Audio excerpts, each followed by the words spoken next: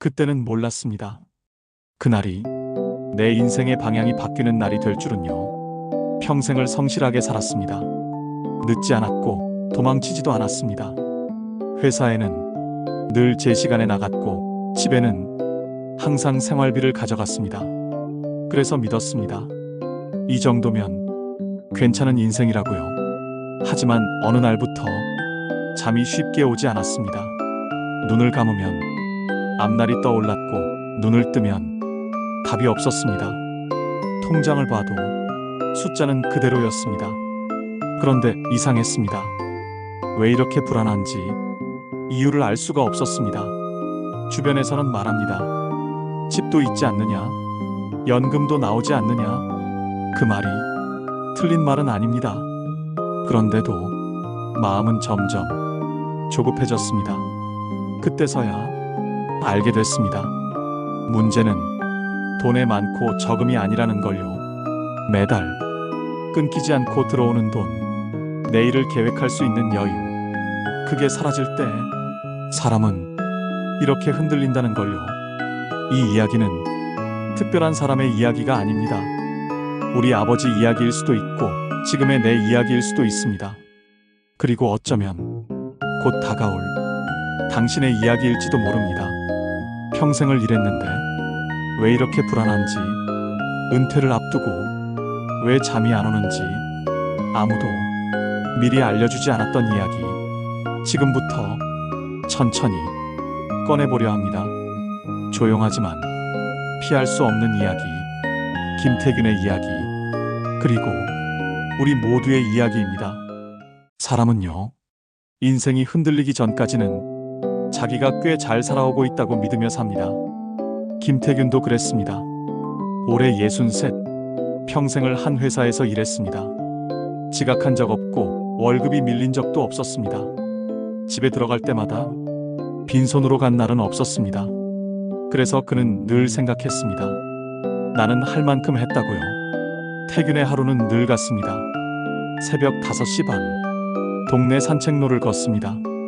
같은 길, 같은 시간, 같은 속도, 10년 넘게 바뀐 적 없는 일상입니다.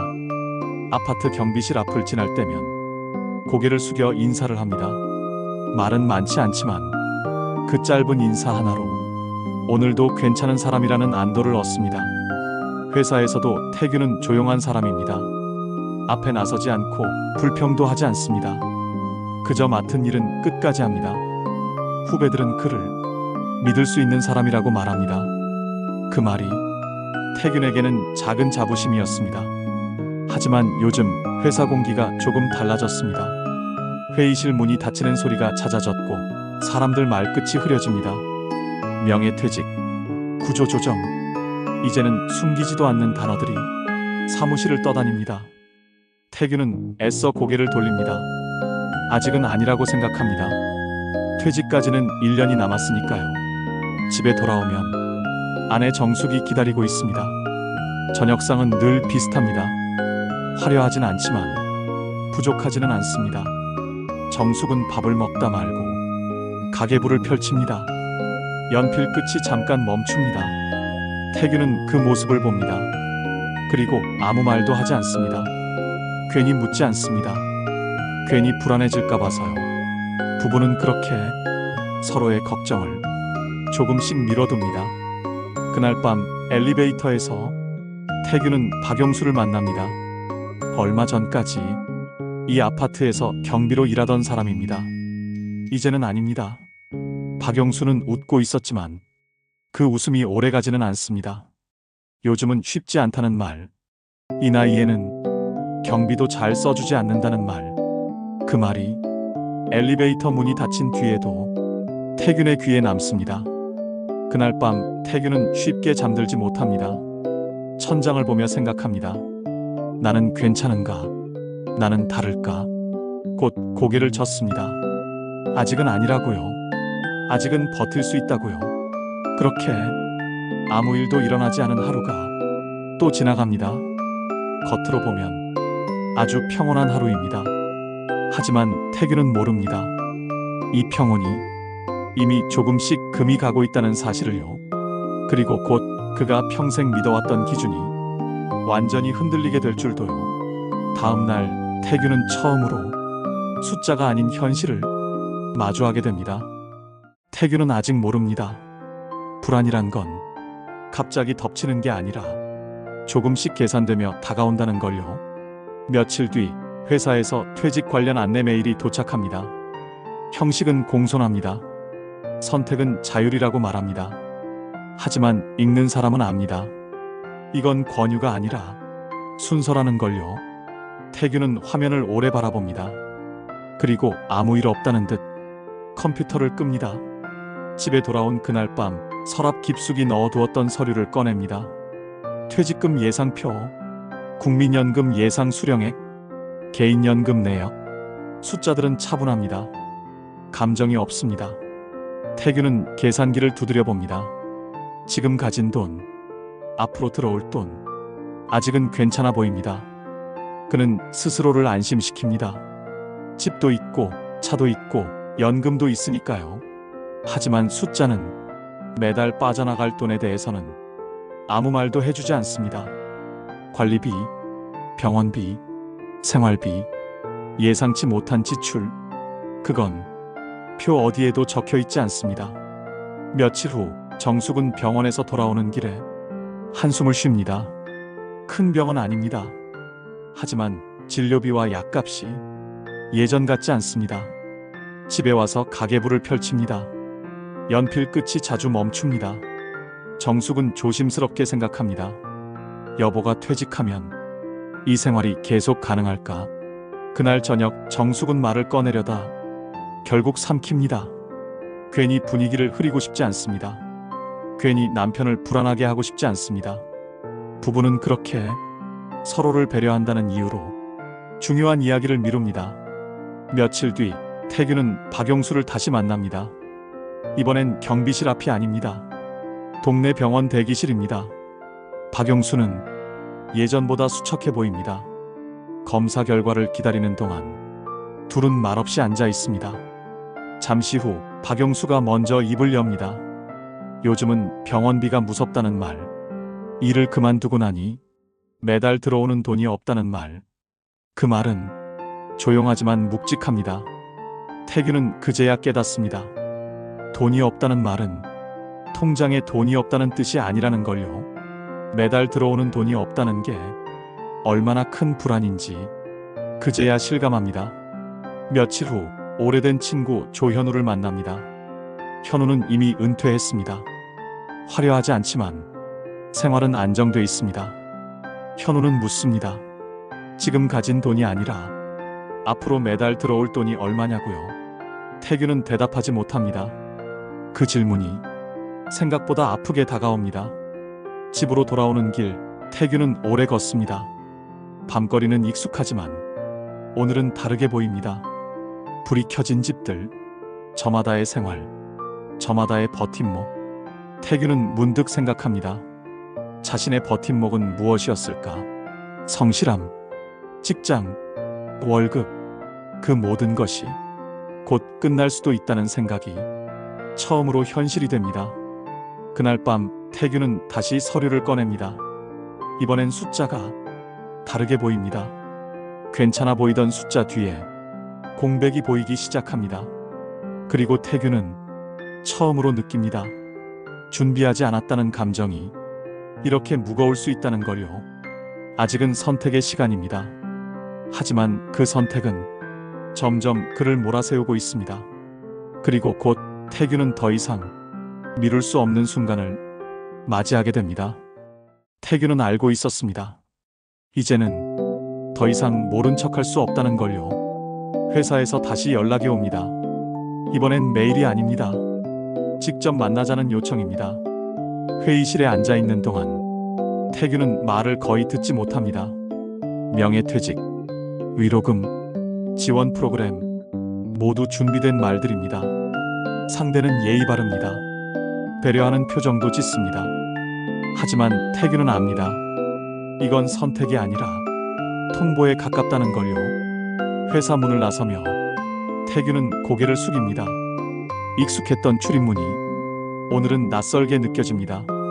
집으로 바로 가지 못합니다. 근처 공원을 걷습니다. 벤치에 앉아 아무것도 하지 않습니다. 머릿속은 조용한데 가슴은 이상하게 답답합니다. 그날 이후 태규는 제 취업 정보를 찾아보기 시작합니다. 경비, 관리, 단기 근무, 예전 같으면 눈길도 주지 않았을 일들입니다. 하지만 지금은 하나하나가 간절합니다. 면접을 봅니다. 나이를 묻고 건강을 묻고 근무 가능 시간을 묻습니다. 그리고 아무도 확답을 주지 않습니다. 연락드리겠습니다. 그 말이 얼마나 비어있는 말인지 태규는 점점 알게 됩니다. 며칠 사이 자존심이 눈에 띄게 달아갑니다. 집에 돌아와도 말수가 줄어듭니다. 정숙은 알아챕니다. 하지만 묻지 않습니다. 괜히 더 아프게 할까 봐서요. 태규는 아내의 그 침묵이 더 힘들어집니다. 밤이 되면 태규는 혼자 계산기를 두드립니다. 숫자는 변하지 않습니다. 하지만 마음은 점점 조급해집니다. 지금은 괜찮아 보여도 1년 뒤, 2년 뒤, 그 이후는 아무도 보장해주지 않습니다. 그때 박영수에게서 연락이 옵니다.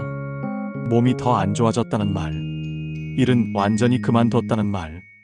태규는 병원으로 향합니다. 박영수는 이전보다 더 말수가 줄어 있습니다. 병실 안은 조용합니다. 기계 소리만 들립니다. 박영수는 말합니다. 일할 수 있을 때 조금이라도 준비했어야 했다고요. 그 말이 태균의 가슴을 찌릅니다. 태균은 그날 집에 돌아와 처음으로 목소리를 높입니다. 누구에게도 아닌 자기 자신에게입니다. 왜 그동안 당연하다고 생각했을까?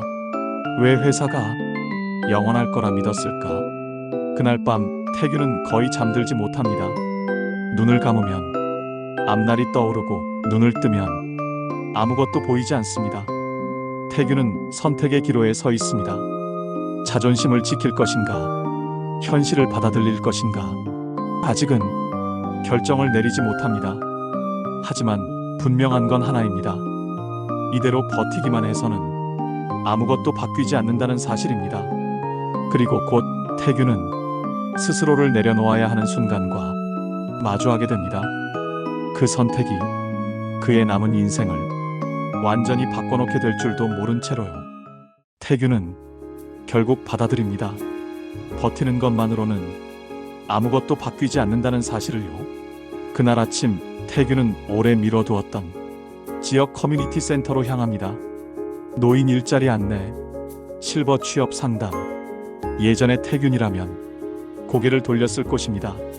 하지만 지금은 한 줄 한 줄 놓치지 않고 읽습니다. 설명회에 앉아있는 사람들 모두 비슷한 나이, 비슷한 표정입니다. 누구도 웃지 않지만 누구도 포기한 얼굴은 아닙니다. 태규는 그제야 느낍니다. 자기만 뒤처진 게 아니라는 걸요. 상담사는 말합니다.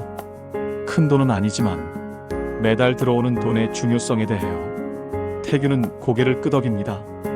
이제야 이해가 됩니다. 돈의 크기가 아니라 끊기지 않는 흐름이 사람을 버티게 한다는 걸요. 집에 돌아와 정숙에게 처음으로 말합니다. 많이 벌지는 못해도 뭐라도 해보겠다고요. 정숙은 잠시 말이 없습니다. 그리고 조용히 고개를 끄덕입니다. 그 반응이 태균의 마음을 풀어줍니다. 며칠 뒤 태균은 마트 보조일을 시작합니다. 손님 응대, 물건 정리, 하루 종일 서 있는 일. 몸은 힘들지만 이상하게 마음은 덜 불안합니다. 월급이 크지는 않지만 정해진 날에 돈이 들어옵니다. 그 사실 하나가 태균을 다시 숨 쉬게 합니다. 퇴근길 태균은 박영수를 떠올립니다. 그리고 병원으로 향합니다. 작은 간식 하나를 들고 말없이 앉아 있습니다. 이번엔 박영수가 먼저 웃습니다. 태균은 느낍니다. 자신이 누군가에게 기대는 사람이 아니라 기댈 수 있는 사람이 되고 있다는 걸요. 그 변화는 아주 작지만 분명합니다. 태균의 하루가 조금씩 다시 흐르기 시작합니다. 태균의 삶이 갑자기 달라진 건 아닙니다. 여전히 크게 벌지는 못합니다. 하지만 매달 정해진 돈이 들어옵니다. 그 돈은 숫자보다 안심에 가깝습니다. 아침에 눈을 뜰 수 있는 힘, 오늘을 계획할 수 있는 여유. 태균은 다시 산책을 합니다. 예전과 같은 길이지만 느낌은 다릅니다. 경비실 앞을 지나며 인사를 나눕니다. 이제는 같은 처지라는 걸 서로 압니다. 저녁 식탁에서 정숙은 가계부를 펼칩니다. 이번엔 연필이 오래 멈추지 않습니다. 부부는 말이 많지 않습니다. 하지만 불안도 많지 않습니다. 태균은 생각합니다. 완벽한 노후란 처음부터 없었는지도 모른다고요. 그저 오늘을 버틸 수 있는 힘, 내일을 조금 덜 두려워하는 마음, 그게 전부였다고요. 태균은 더 이상 자기 인생을 실패라고 부르지 않습니다. 방향을 바꿨을 뿐이라고 생각합니다. 그리고 조용히 깨닫습니다. 돈은 사람의 가치를 정하지 않지만 준비는 사람의 삶을 지켜준다는 사실을요. 오늘도 태균은 평범한 하루를 보냅니다. 하지만 이제는 알고 있습니다. 이 평범함이 얼마나 큰 용기 위에 서 있는지 말입니다. 그리고 이 이야기는 태균만의 이야기가 아닙니다. 지금 이 순간에도 누군가는 같은 고민을 하고 있고 같은 선택 앞에 서 있습니다. 오늘을 준비하는 사람만이 내일을 덜 두려워할 수 있다는 것, 그 사실을 태균은 조용히 증명하며 살아가고 있습니다.